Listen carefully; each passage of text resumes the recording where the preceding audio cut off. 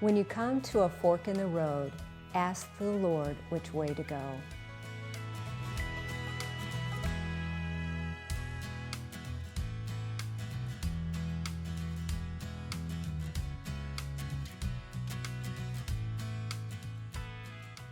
Do you ever feel you are missing out in what God is calling you to do? Are you choosing your way instead of His way? Country gospel music artist Alan O'Neill began his career in gospel music in the 1980s with the band Dixie Melody Boys and traveled the world. Years of success, the group members desired to make a change. And after 15 years in the music business, Alan realized he needed to devote more time to his family. But God made a way for him to do both and led him to the Jackson Heights Band. This is his story. This is today's Nashville. This is faith. Alan, what a pleasure to sit down with you today. Ted and I had so much fun the other night at your concert. Oh, it was a blast. Got to be in your bus. Oh yeah, well, we spend a lot of time in the bus, and most people don't realize we really got it kind of made in there. I hate to say. Yeah, but that night before, you told me that your air conditioner went out. Yeah, we went to all the way to Odin, Indiana, with no air condition, and which means in a bus there's no windows that open and no fan working. It was 11 men in a bus. It wasn't very pleasant when we got to Odin, Indiana. But we had a great time and a great concert. Did. Had a wonderful time. Love your music. Thank you. It's been a journey, though, for you, hasn't it? Absolutely. I'm 67 years old and been doing this since I was about 14. So not all the time, but working through the progress. Well, let's go back. Where were you born and how did it all start? I'm born and raised in Raleigh.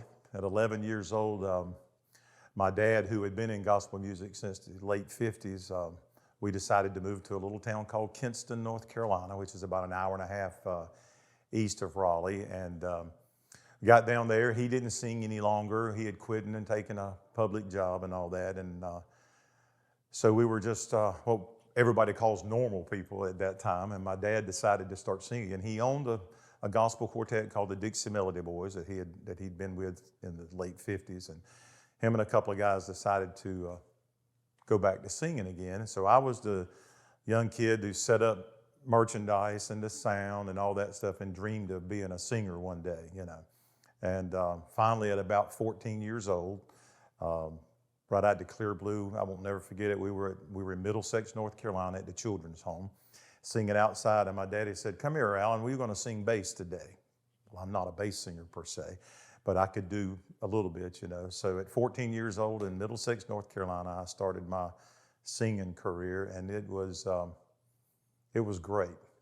And done that actually for a living after that, all the way to 1986. Well, did you finish? I mean, obviously you finished school and barely, but I did. But did you know that was your calling? I did. At the time, I don't know that I knew it was a calling. I just knew I wanted to do it. You know, it's kind of, I can be honest and say I don't know it was a calling, but I just wanted to be a singer so bad, you know.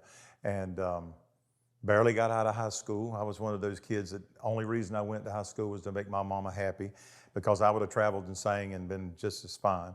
But so got out of high school and started working full time with my dad and with the Dixie Melody Boys, and became an acoustic guitar player. And then during that time, he come up to me one day and says, "Well, our baritone singer is leaving, and you're going to be singing baritone." Well, as a general trait, I don't hear harmony real well, so I have to be taught harmony. Over the years, I've learned it, but at that time, I was freaking out, and everything was great. But you know, so there's the story begins at that point, you know, and you shared a little bit about the first song your dad ever. Well, my dad was a big believer. When we traveled in the car, my sister, my brother, my mama, my mother was a horrible singer. And if she sang next to a bass singer, she sang bass. If she sat next to a tenor singer, she sang tenor. So we always sang. And I'll never forget, the first song he ever taught me actually was a Christian song. And it talks about Jesus going to Calvary. And I guess that's probably what actually probably sparked the first initial thought pattern of salvation. And How old were you? Um, A little. 8 or 9, maybe, something like that. Do you remember it? Barely. As the Savior was walking up Calvary's hill, all the birds hushed their singing, and the leaves stood still.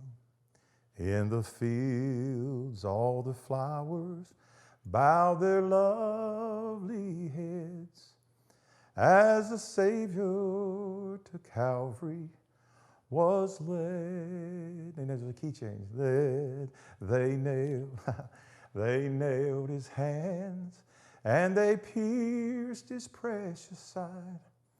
All the pain was so great that the tears filled his eyes. Yet he spoke not a word until the last breath he drew. As he prayed, Father, forgive them, for they know not what they do. Just a real simple little song that. Love your voice. Thank you. I appreciate it. My daddy was a stickler for pitch. The older I get, that's a little harder. But he would hit you with the elbow if you were shading pitch in the back seat while we were riding down the road. But I wouldn't take anything for those days. It was really great. How old were you when you decided to follow Jesus? I was 14.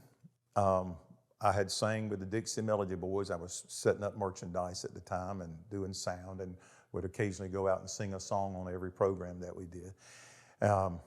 We were in Laurel, Delaware, Epworth Fellowship Church. Haven't been back since that day. Pastor's name was Jimmy. I don't even know the day my mother passed away, hardly, but I can tell you his name was Jimmy. And I'd sang that morning, and I'd sang a really slow song, and I remember I could sing with passion, and the little ladies on the front row would cry and all that stuff, but yet out of my heart I knew I didn't have that, what they were crying and talking about. And the preacher preached on hypocrisy, and every time he went to say a comment, he would be pointing right straight at me, and I'm thinking, somebody's told him that I'm not a Christian, and he's preaching on me this morning. And I gave my life to Jesus that morning and never looked back. It's been great. Never looked back. You've had a lot of trials and challenges since then. What happened after you were traveling with your dad's band? How long were you with them? I was with them from the age of 14 till about somewhere around 38 years old, and we had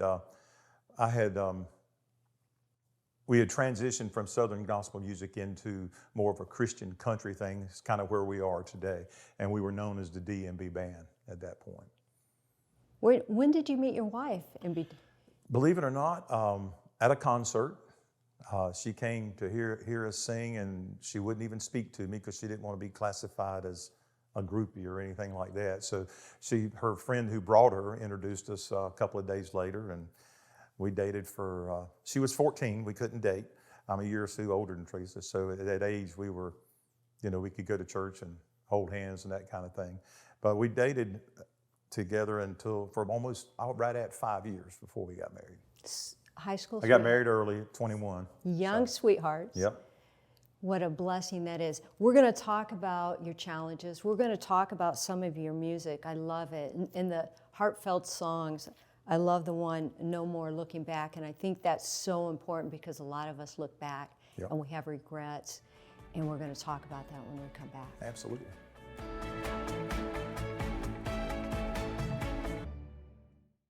Alan, when did you know it was time to leave your dad's band? In 1986, we were doing the Christian country thing. And you got to understand, back in those days, there was Petra, Amy Grant, not even Stephen Curtis Chapman at that point.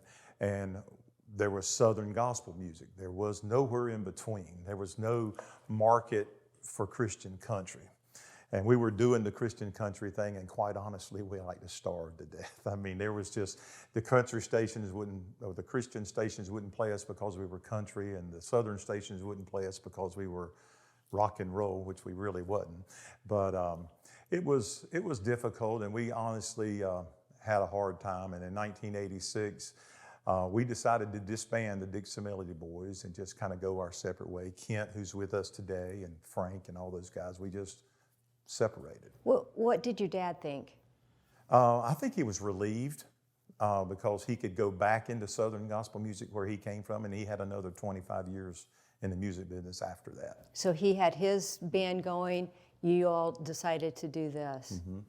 And then for me, I was mad with the world. I was never going to sing again. You know, Lord, you let me down. I can't. Now, how many years were you out there working with the new band? And probably about 5 years 5 at years. that point. Mm-hmm. So we did the D&B band from 1981 to 1986. So that's where that time was. And Daddy was still traveling with us, but it was more of a Christian country thing. So when we decided to quit, basically we didn't decide to quit. We had to quit. It was just one of those things. And we all went, me and Frank Kent, we all went our separate ways. And I went into a business career, and Kent went into music ministry, and Frank went to work with American Airlines.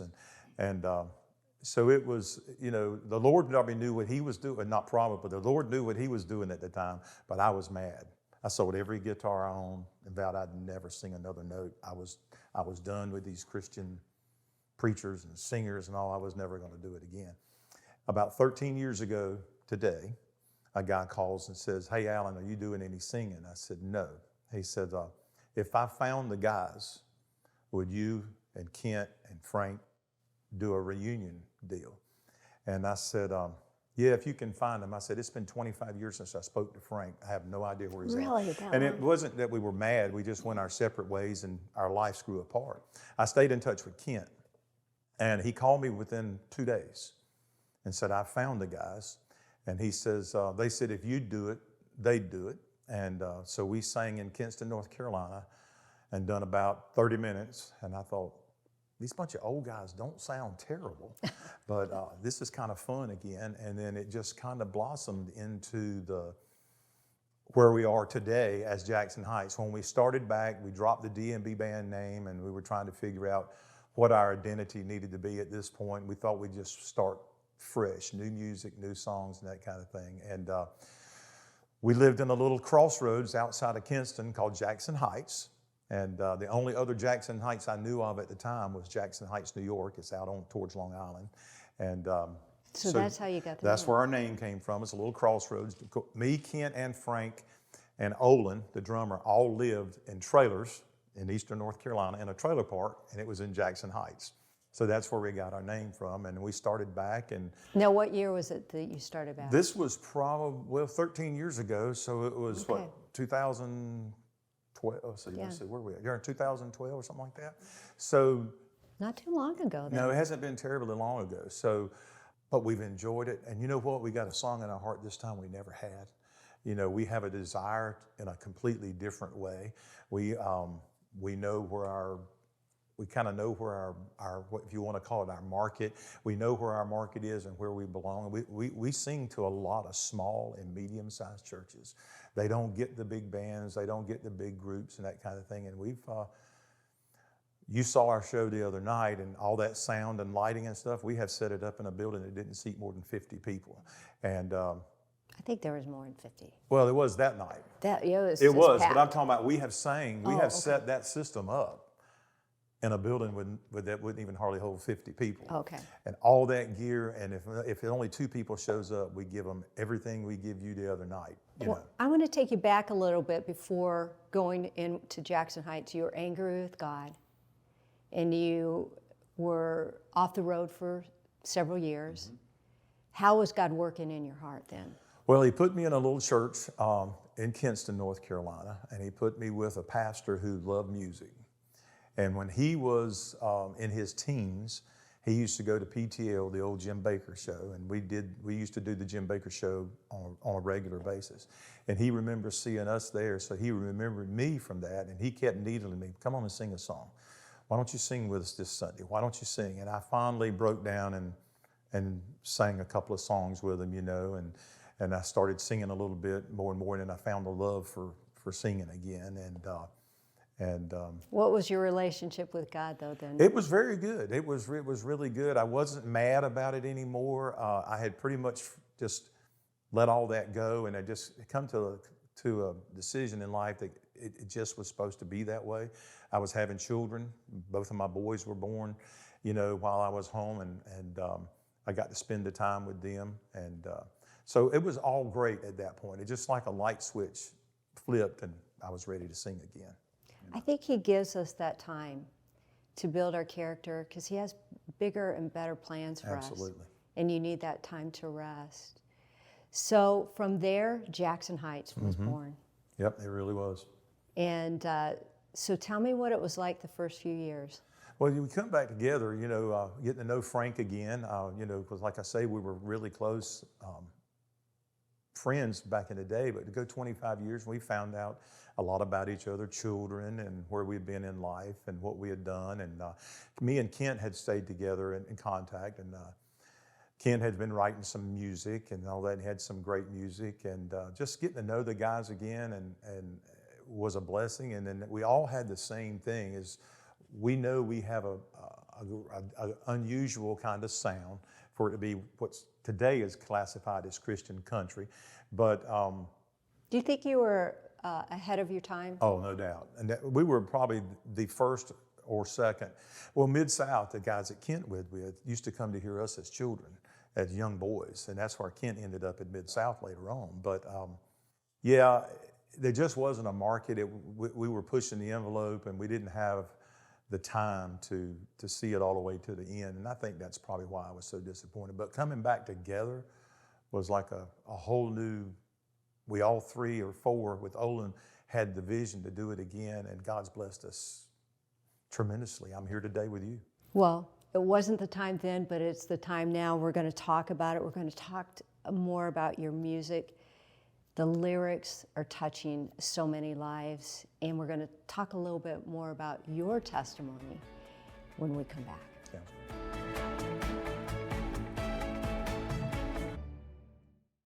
Alan, we talked a little bit earlier about your testimony. Can you share it with me? Yeah, it used to bother me that I didn't have a fantastic, heart-driven, compelling story. I've never done drugs. I'm not an alcoholic. I didn't come from a broken home.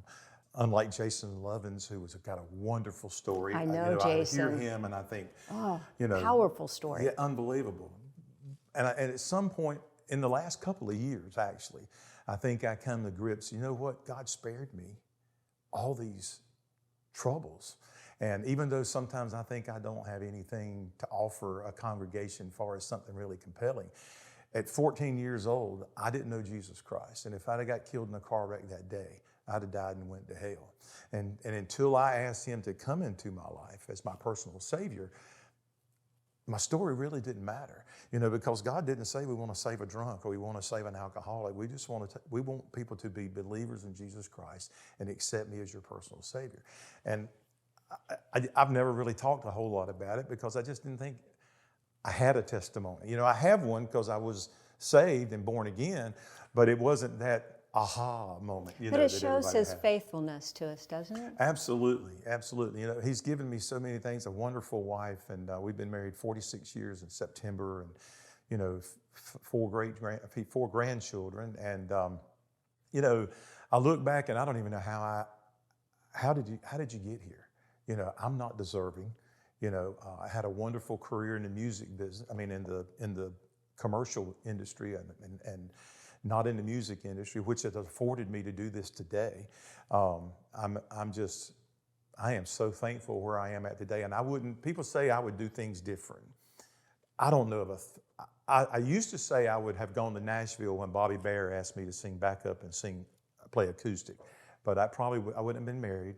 Wouldn't have had these children, wouldn't know you today. And so I really have come to the conclusion that, man, I've had a wonderful past and I would never change it for anything. He's so good. He's so faithful. Absolutely. And your music speaks to that. Some of the songs, No More Looking Back, and finishing strong. God knows your heart. Yep.